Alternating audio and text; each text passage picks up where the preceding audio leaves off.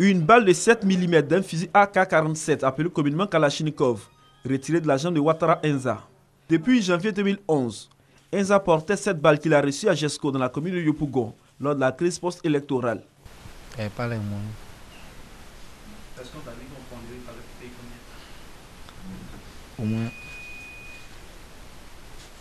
800 000, 500 000. Couturé de son état dans la ville de Dabou, Enza pourra dans quelques jours appuyer sur la pédale de sa machine à coudre. Daniel aussi a retrouvé le sourire. Grâce à la prise en charge du programme national de la cohésion sociale, il est enfin débarrassé des 3 balles logées dans son corps depuis mars 2004.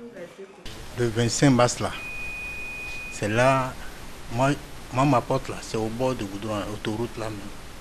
Donc il y a eu les chars qui sont quittés vers gendarmerie.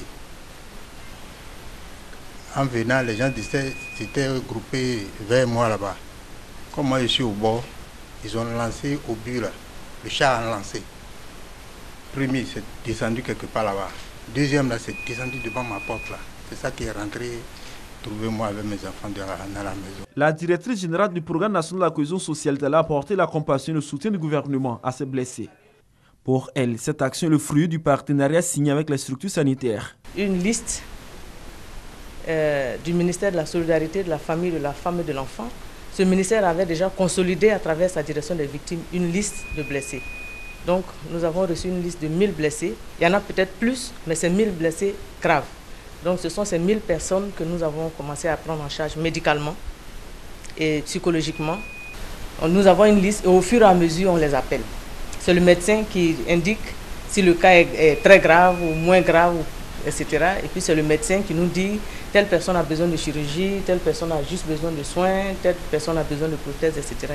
Pour la suite de l'opération, le professeur Mariatou Kone rassure. La prise en charge est gratuite. Le patient ne paye absolument rien. Quand il y a quelque chose à payer, et les médicaments et les prestations, c'est le programme national de cohésion sociale qui le fait, à travers le fonds spécial d'indemnisation des victimes qui a été mis en place par son Excellence, Monsieur le Président de la République. Ces interventions chirurgicales constituent la seconde phase de l'opération de prise en charge médicale des victimes. Au cours de cette phase, ce sont 1000 blessés des différentes crises qui seront pris en charge. Ils ont tous reçu la somme de 150 000 francs CFA pour leur faciliter le déplacement vers les hôpitaux partenaires.